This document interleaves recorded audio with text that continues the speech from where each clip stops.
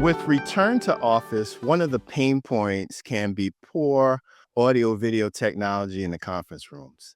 And as we all know, there's nothing worse than hosting a meeting and then there's this stress and humiliation of things just not working right. Now, Cisco has great video tech, but how that tech is deployed, it really matters. There's nothing worse than getting an installation partner that leans on that old complex way of installing a system rather than embrace the simplicity inherent in Cisco conferencing solutions.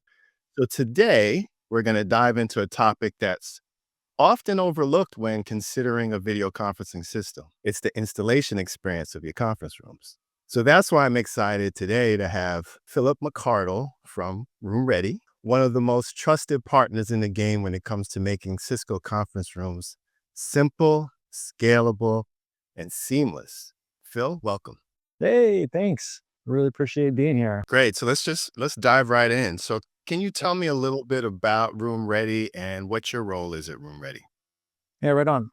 So my oldest brother is actually our owner, founder, and he started our company back in 2007 as a structured cabling company. And had another brother that was passionate about AV, was passionate about all the things that audiovisual technology could provide, in both in residential and in commercial. And he said to older brother, "Hey, do you care if I use company time to experiment with AV?" And like a good older brother, he said, "I don't care what you do, as long as it's billable, you can do it." So middle brother, I started experimenting with audiovisual systems. I was doing a ton of residential stuff around the Midwest, Central Illinois, and got really good at it. And who can afford AV in their homes? Business owners and leaders. Those people started saying, "You knocked it out of the park at my house. Could you do my business?" Started doing commercial projects, and stars kind of aligned for us at a really pivotal moment in the marketplace when Cisco acquired Tandberg, circa 2012, 13. We were doing an executive's residence within Cisco, and oldest brother was like, "Hey, this is going to be a disruptive moment. AV is kind of like the Wild West." So he actually asked that executive, "Hey, is there a way a small little mom and pop integrator in the Midwest could be relevant to someone like Cisco?" Wow. Go for That it. executive said the funny, kind of infamous comment, "Sure, Aaron, make video-enabled rooms that don't suck, and you will instantly be relevant to Cisco." Aaron is not an AV expert, but he is incredible common sense. He's a businessman, right? And he said the context there is very important. What does a video-enabled room that doesn't suck mean to Cisco? So he approached middle brother. I said, "Hey, we have this opportunity. It's a really big deal. I think what that means to Cisco is, could we remove points of failure, i.e. a big one would be the third-party control touch panel, the user interface." Middle brother, smart AV brother, said, "No, Aaron, that's not possible. There's no way to use buttons. We can't put any buttons on that touch panel." And, lovely things happen when you put a novice with an expert, right? Like the novice asks questions that the expert grapples with and then says, "But maybe." And so, the novice said, "Well, what if we don't need buttons?" We pitched that then to Cisco leadership, and they were like, "Oh my gosh, this is incredible. Let's put it in an office in Irving, and let's see how our sales community interacts with it and what our customers think." So we did that. This is, again, 2013, 14. We got our first opportunity to deploy that, and your sales team loved it. It was the first time that they could bring your clients into a room that didn't have a competing logo on the tabletop. That really springboarded RoomReady from being a small Midwest structured cabling slash integrator into, we got all of your field sales offices nationwide. Funny, my brother invited me to help him grow business. I was our first remote employee. Said, "Hey, Phil, you don't have a book of business, and we're trying to develop business through the Cisco partner channel. Could you figure out how to sell to IT sellers and then empower them to take RoomReady along with Cisco endpoints out into the marketplace?" You weren't a legacy AV installer. Yeah. You came with a fresh perspective. And so what you thought wasn't necessarily possible, you questioned conventional wisdom. Yeah. Yeah. Based on that, you were able to do something different and differentiate, which is sort of what Cisco's been doing. I've been with Cisco 27 years. We've always um, come up against conventional wisdom, did things differently, challenged the market. So it sounds like that's what you guys did, made you successful. And we love that because you've embraced what Cisco's about in terms of trying to drive simplicity and then being able to execute on that. So that's really cool. Yeah, it's been incredibly collaborative between us and Cisco from the very beginning. We kind of didn't know what to think, right? We were this kind of small mom and pop shop in the Midwest in Central Illinois, and we brought this idea forward, and right away, your BU was really dialed in and really encouraging. Is like, wow, no one is thinking about it this way. Your ideas are really in line with our roadmap and where we want to go, and we've been really collaborative over the years. It's been kind of funny, we get invited to stuff where it's like, multi-billion dollar company, multi-billion dollar company, and RoomReady. Right.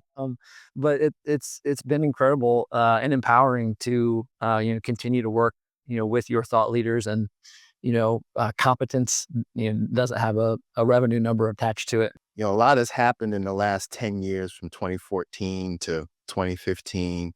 What are some of the most common pain points that you see customers right now facing that Cisco's helping you with? And I know you're doing something, you've got your special sauce of your own as well. So if you can talk about sort of how do you pre-prep in order before an installation, how that helps. And then what are some of the new innovations coming out that Cisco's helping with installs?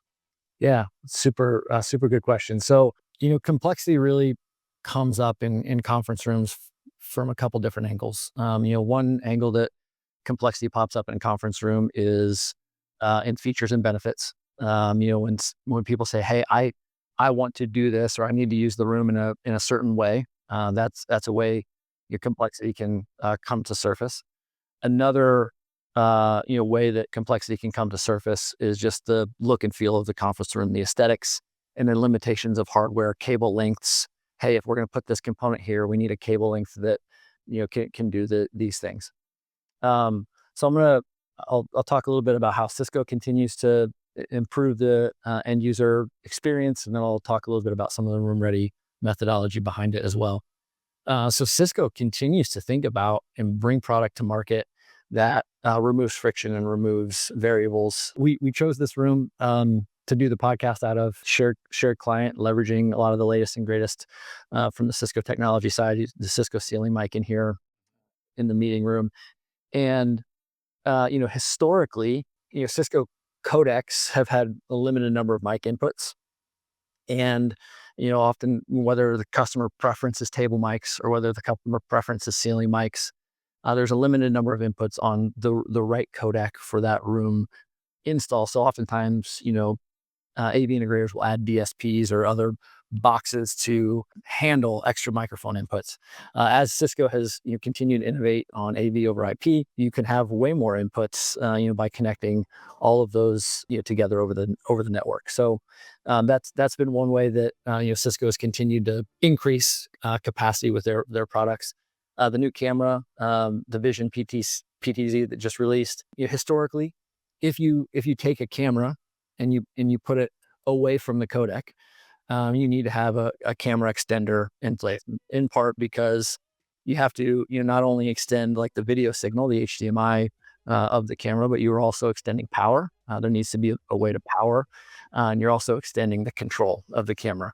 And so, sometimes you end up with multiple extenders, right? The codec, if you're running an EQ or a RoomKit Pro that lives in a credenza below, or it lives in a IT closet down the hall, so you're extending potentially the quad cam, and you're extending potentially a rear camera.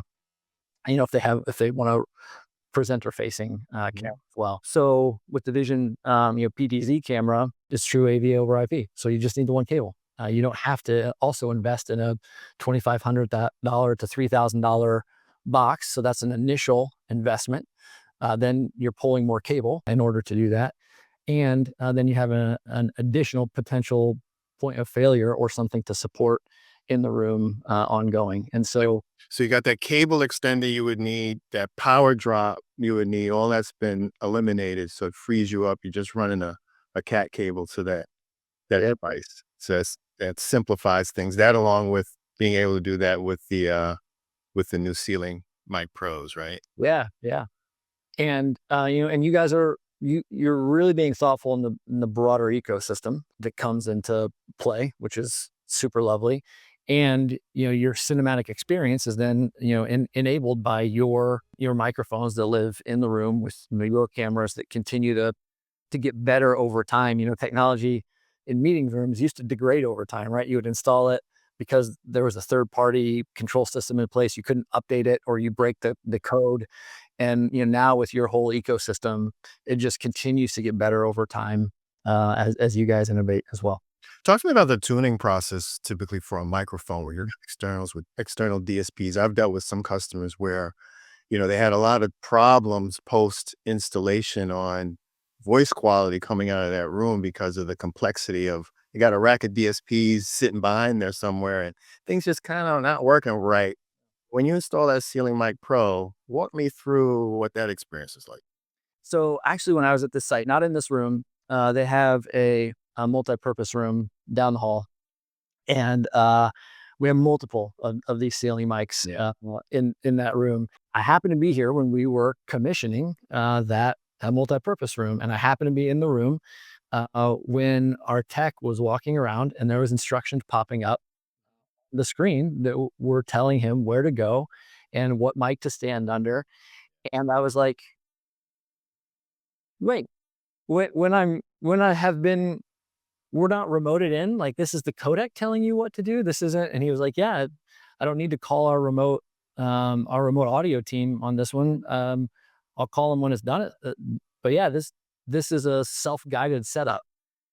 And it was like, oh my gosh, we focus on simple room solutions. And so, like, we're not typically the AV integrator that has racks of gear.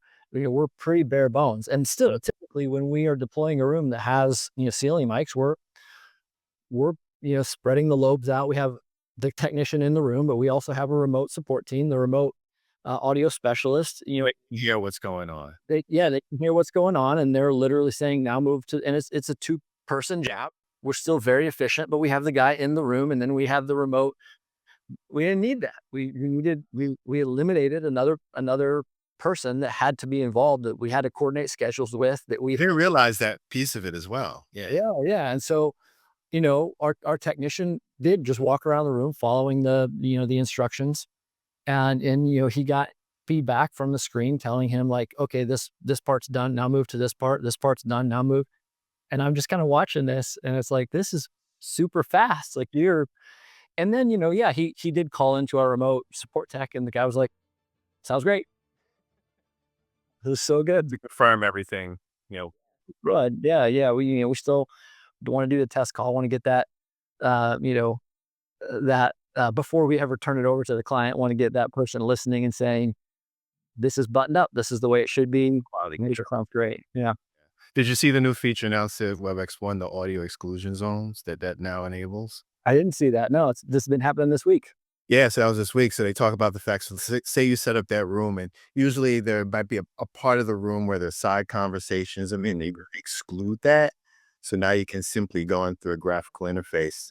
Because that mic has so many directional components to it, you can exclude a particular zone now. So that makes it a little bit more finer tuning. That's right on. Your audio console has always been really robust, and I love seeing how with your own mics, that audio console, we can really take advantage of that. That's great. So, we're talking about simplicity. I think simplicity is the theme here. What advice would you give to, or recommendations you give to an organization that's looking to scale their deployment, right? Because I think as companies start to demand folks return to the office, they're realizing that I think a stat I read was that only like 15%, 15 to 18% of conference rooms actually have video conferencing in it. So there's still a huge opportunity for Cisco, a huge opportunity for RoomReady. But given that there's such a gap, now organizations are looking to scale, right? How do I deploy X number of rooms in X amount of time frames? What recommendations would you give to those orgs? One of the clients that I work the most with is doing this fabulously. And it really goes back to how they got started with it, 4 years ago. We've rolled out almost 600 rooms for them across 30 of their locations. And their architect at the time knew that it was going to be in tandem with corporate real estate and IT. And both corporate real estate and IT had priorities in how the rooms looked, felt, functioned, form and function had to really come together. And so, before they ever got started on scaling, they aligned. They built a playbook and they agreed, hey, this is what a huddle room is for us. This is what the furniture in a huddle room is for us. This is what a medium room is for us. And they got real granular about it's not these things. And so if the table is in this way, we're not going to put technology in it. Yeah. So they define their standards. Yeah, defined their standards, agreed, and they did build a playbook that also they would hand to their architect partners and to their technology partners, and they said, "This is what meeting room technology looks like here, and this is how we're going to execute on it."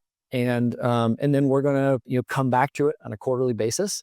We're going to adjust it, but we're not going to go outside of this defined standard. Clearly understand what success looks like, and starting with a scalable base. Sometimes people start with the most complex things, and then, Right. but starting with, hey, what's the most simple iteration of this, and then how do we scale from there? And then if there's a business use case that comes up that says, hey, the business use case for this needs to accommodate or needs to, then we can look at that as an outlier potential. It's fair to say like 80% of the conference rooms are cookie cutter once you find what those standards are.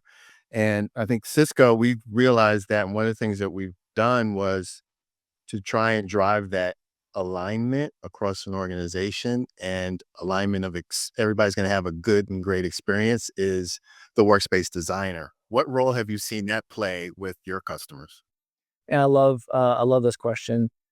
So actually, the room that I'm sitting in right now, the floor space, they came to me and said, "Hey, Phil, we want to do a floor full of rooms." And it was right after you guys had really kind of turned some knobs and really dialed in. And so it was fabulous. We could almost recreate every room that was in the floor plan, and really figure out how many mics do we need, you know, what size of displays are going to be adequate for the farthest viewer in the room. And, this room, initially they were thinking it was going to be EQs, but then based on the farthest distance, we had the measurement to the end of the table. They were like, actually room bar pros. Bob Pro is good enough. Yeah. Yeah. And because of the designer, we could make better decisions about, exactly what the spec is. And we could see it real time on the designer, and we could all align and be like, we have this dialed in. So that's like that fits right in your question. I'm going to give you one that's a little bit less predictable, a little bit different that's out there. I had another client that we had actually sold them a room. We sold them a couple of rooms, and we were working with the GC. It was a new build out, so there wasn't rooms that were already in place. Like, this was already in place, limited construction. Everything was pretty much known. In this new project, based on some of the stuff that was happening in construction, they decided to put in a soffit, even though like the middle of the room, like this cloud in this room, was going to be at, like, we'll call it 9.5 feet. The soffit where the displays were pushed the height of the displays down to, like, the highest I could put the displays was at 8.5 feet. Gotcha. Yeah. So after the room was already sold, it changed the height, and it was a big, long presentation room where they were going to invite customer facing, type of folks into, and we had put 98-inch displays in there because the room was so long. So that, 98-inch display is 7 feet wide, it's about 4 feet tall. So if the height of the ceiling was 8.6, it push. And so they typically like the camera below the displays. Pushed it too low. It was going to be low. And so I was trying to, like, explain that to the collab team. Hey, it pushes it about 6 inches lower than your standard. And they were like, well, Phil, how big of a deal is that? And I was like, man, this is really hard to articulate. Hard to show, right? I'm like, yeah, I'm old. Yeah. But in your designer, you actually, and this is brilliant. You let me see the view through the camera. Yeah. I could actually build the room. I could put their table in the room. I could put participants at the table, and then I could dictate the height of the quad cam would be this. Here is the angle at which you're going to see. And they were like, ooh, that's too low. Like that's unacceptable. And I was like, okay. And then again, I could say, I could throw around variables. I could say, okay, you guys have invested in 98-inch displays. What if we went to 85? If we went to 85, we could put it at this height for this, to match the soffit. We could put the camera here. Okay, yes, we agree that that is a way better angle coming out of the camera for the people. But then we could then flip it around and say, is it going to be appropriate for the farthest viewer, and we could see it wasn't ideal at the back of the table, but for a majority of the people in the room, so it was like, how do we make the best possible decision with as much information as possible? And your designer really allowed for us to not only see through the camera what the far end experience would be like, but it allowed us to see what the in-room experience would be like and make the best possible decision, for a room that's going to be there for 10 years. Yeah, think about how much time that saves too, right? And then the predictability of the outcome. So once you guys are done, the expectation is met because you've agreed upon it beforehand. Otherwise, you would have had a quad cam in the front of the room sitting on a box. You had some cardboard cutouts of screens and people sitting in the room before it's even built, right? Yeah. I'll send you a picture of like the end result of the room. I was just there last week. We finished the install in Isla, New Jersey, and it was beautiful. It came out fabulous. Yeah, that's a great example of the power of being able to model. There was something else announced at WebEx1 this week where I think it's called Workspace Advisor, where this is sort of after the fact. If you've deployed a room and it will, with the NVIDIA chip, it'll take a digital twin, a digital representation of the room. So it'll actually measure everything out and then post validate everything that has been deployed in that room. So we're getting it pre-install and then post-install. So it's pretty cool. Um, To piggyback on that, if you don't mind, I think it is interesting, because you're talking about room retrofits, right? Well, And you're talking about like, hey, sometimes we have rooms in our portfolio that we need to improve. We need to get better. I actually we talked about some of the innovations that Cisco made. I stopped a little bit short of some of the things that the RoomReady secret sauce. And yeah, one of the items there is the RoomReady set.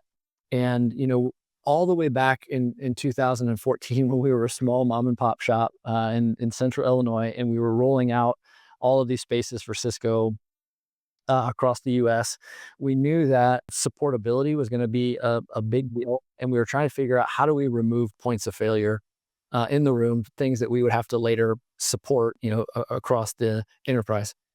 And so we actually came up with this mechanism or a rack that goes behind large format displays. We called it the RoomReady set mount.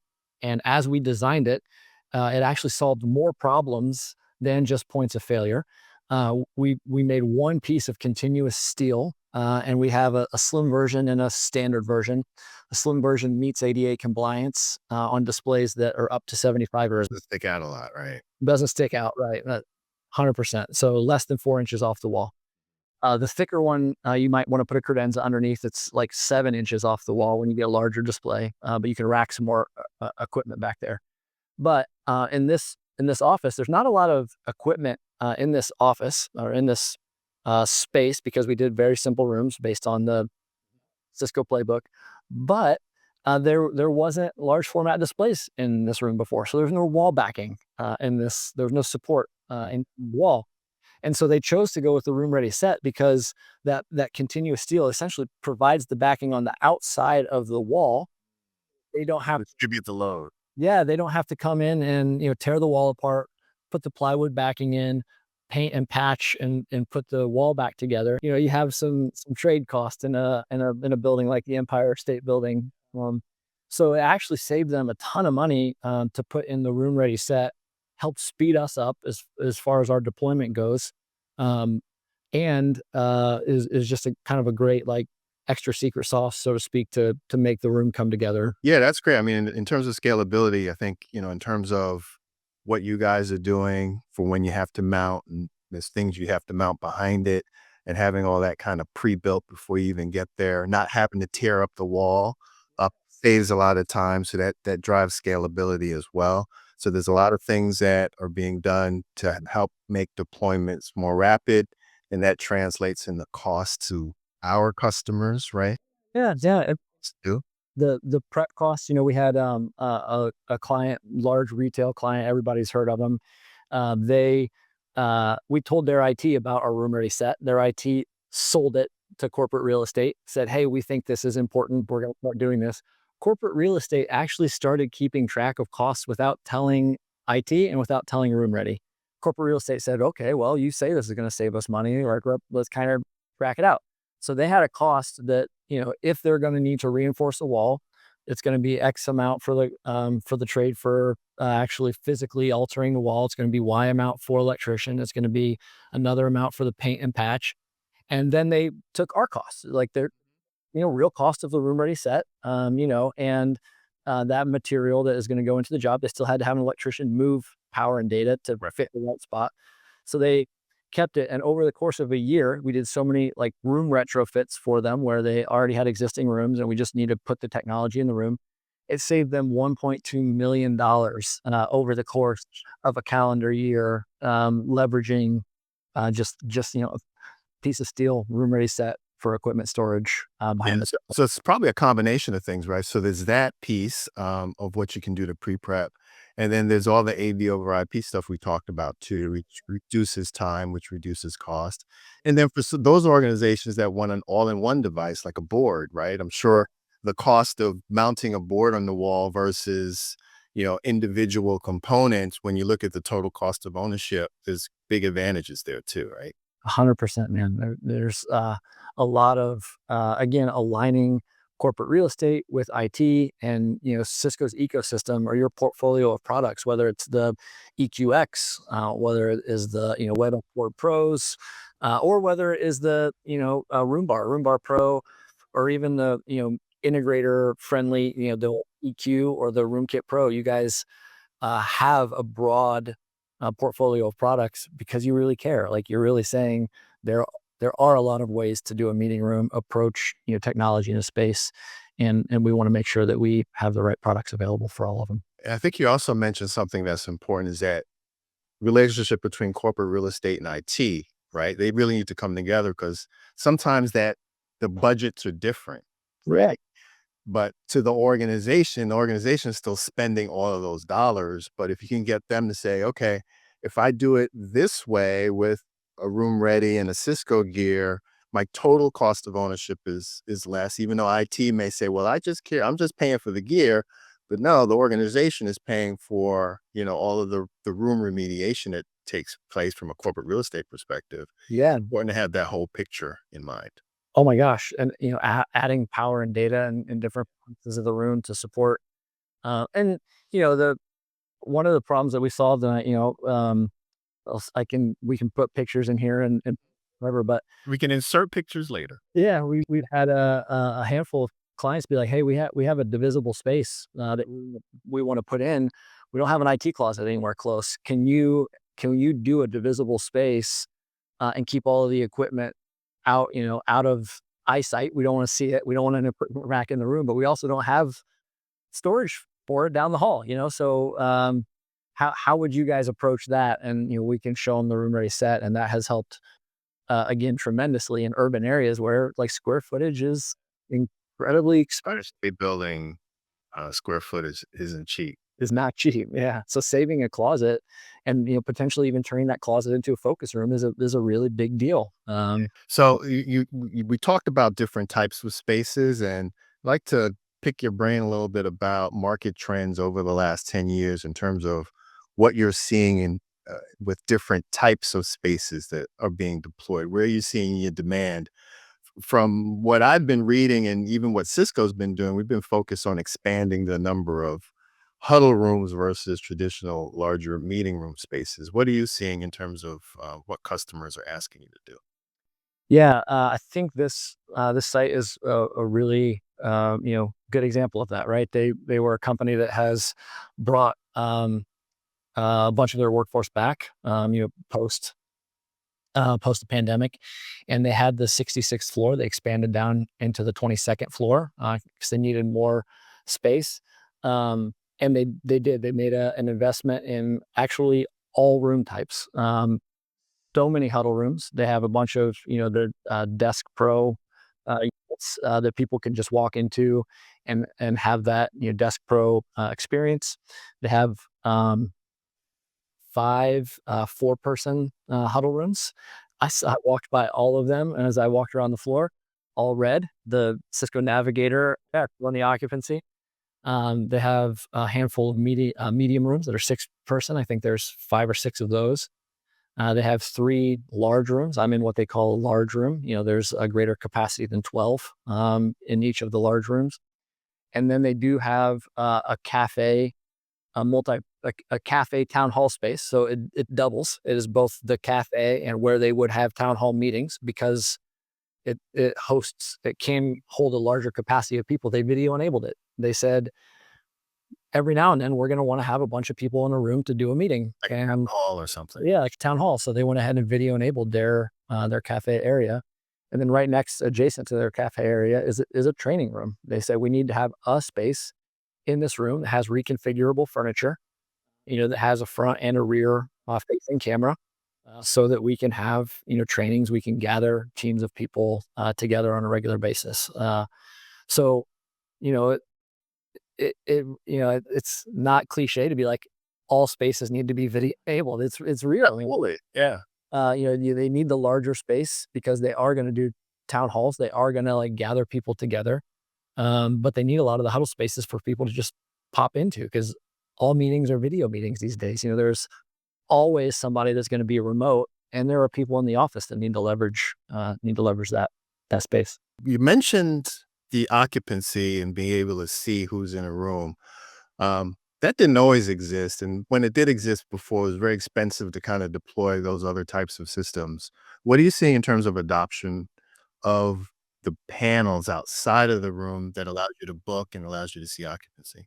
Yeah, man, we've both been at this for a minute, and I can remember how painful it was, when I was getting started, and people wanted to leverage, a room scheduler or outside of the conference room. Like it was painful to navigate that. Like you know, Cisco wasn't doing it at that point in time. You really had to spend a huge amount of infrastructure money to even to put one room in. You had to have this broader infrastructure that you communicated into the on-prem systems that were at work, in that period of time.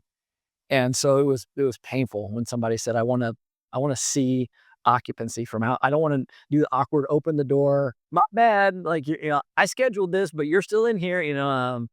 And now it's so easy, man. I mean, Cisco has the navigator that is PoE that can run through the mullion if there's glass, or you can have the mount that affixes to drywall or gypsum. Like it's very versatile.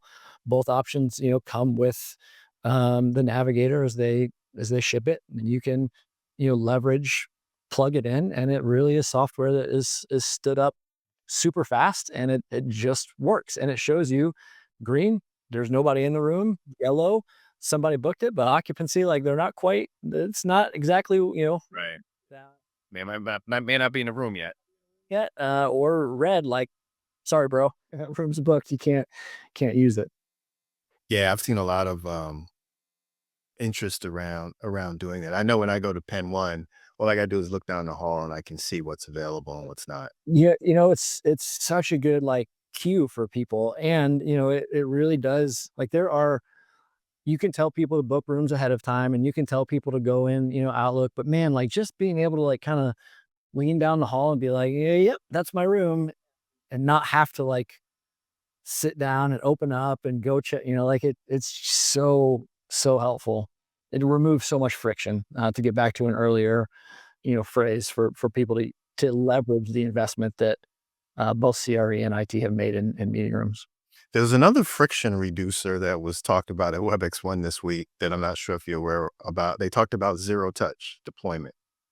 So we've had that on our phones where you could beforehand, scan the MAC address, get it in control.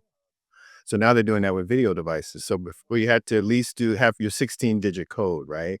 All that can now be done beforehand. So when product is delivered to a site, you just plug it in. That's it. You don't even have to do the 16-digit code anymore. So That's great, talk man. about talk about easy peasy.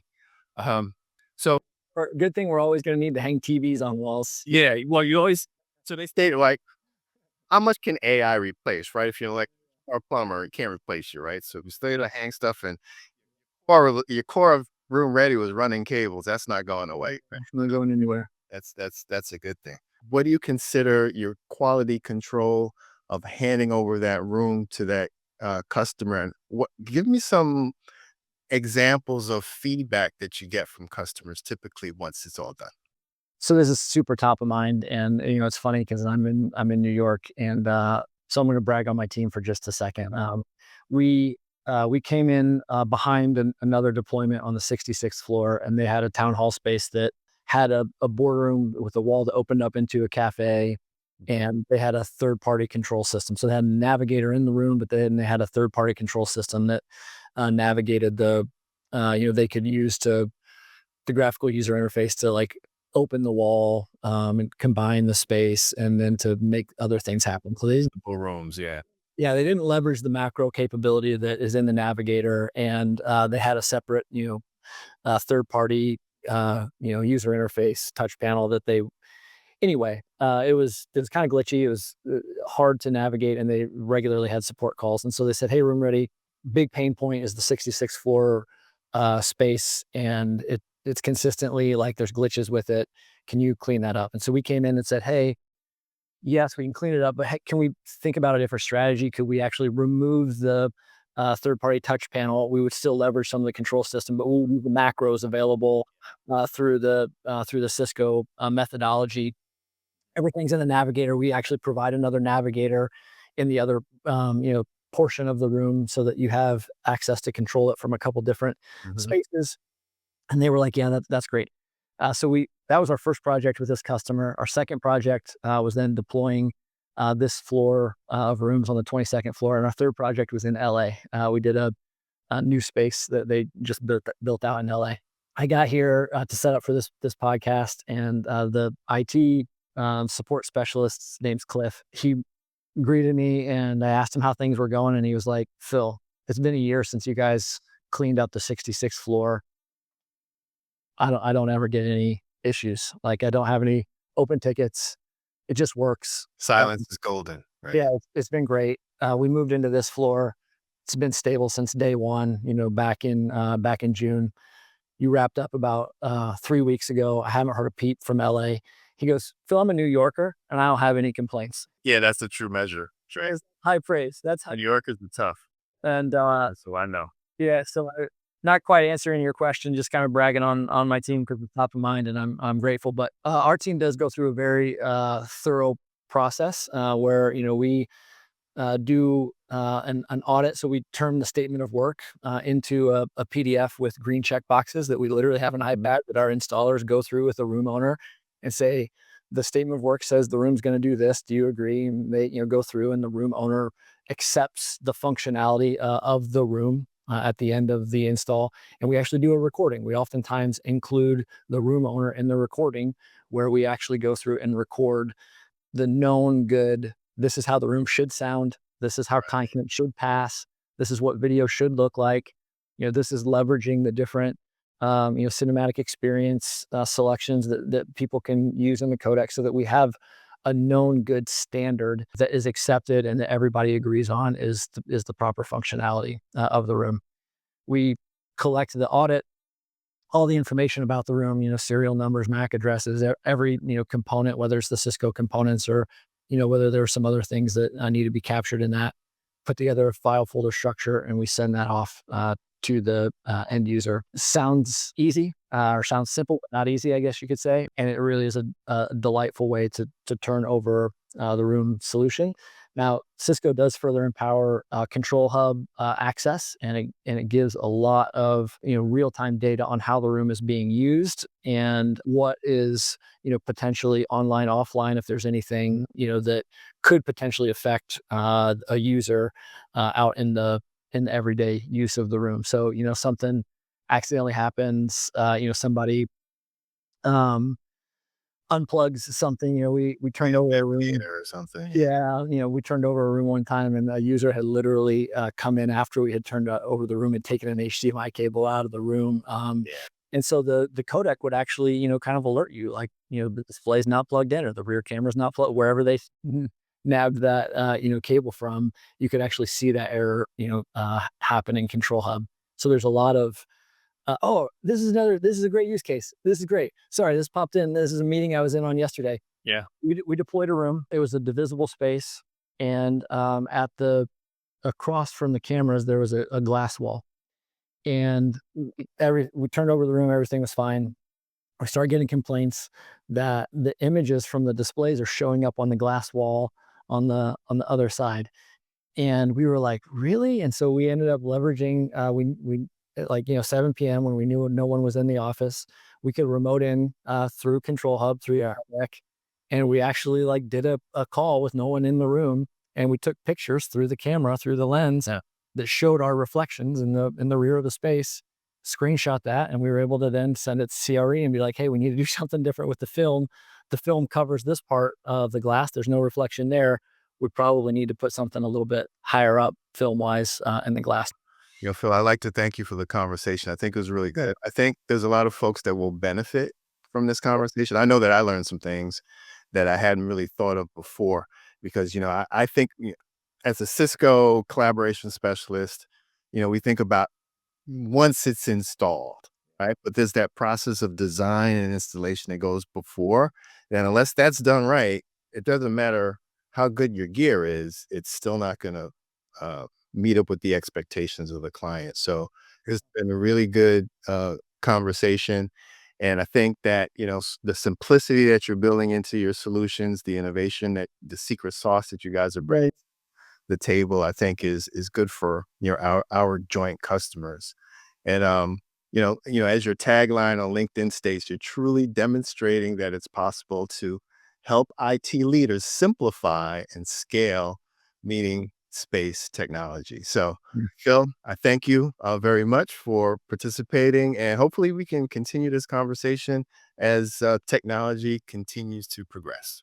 Yeah, man. Thanks for the invite. It's been a true honor and pleasure, and I get really excited about meeting room technology. So, would love to continue the conversation with folks on LinkedIn, and appreciate the opportunity again to participate. Thank Yeah, I would definitely say follow Phil McArdle on LinkedIn. He posts multiple times a week, highlighting a lot of the customer deployments that they have, and I learn a lot from all your posts. So thanks. Cheers. Appreciate it.